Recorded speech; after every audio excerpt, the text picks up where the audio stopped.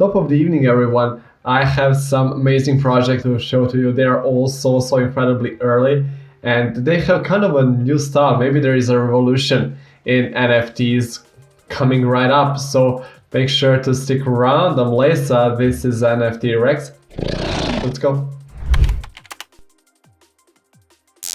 Okay guys, number one on the list is the crypto drops, and phase 1 free mint, 200 supply vibes coming soon. Website and roadmap coming soon as well. Phase 2 is loading 41.3k followers. These are free mint, so you just need to get in on their Discord and possibly get your whitelist. And there is not much about this project yet. They only have these 2 videos. This one, it looks really cool. This looks kind of Hollywood level. I mean, look at this. Yes, they also have this one. You can just do it yourselves. I think you will enjoy it. And it kind of is promising. These guys are definitely putting effort into making these videos. So probably they will make some really cool NFT and a successful project. The company behind it, it is Ghost Drops, and it is a company from Canada, and they make all kinds of weed strains. So definitely worth your time. Links for everything down below as always. Doobies, another related to weed. No roadmap, no promises, just vibes.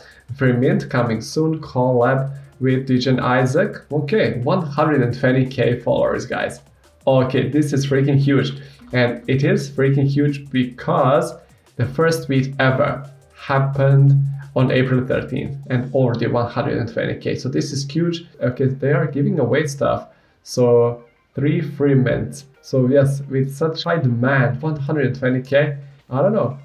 I'm gonna do my best to get in on this one. And the person behind it, it is this Isaac DJ. And I also checked his Twitter and first tweet, exactly this picture as well. And it happened on 16th.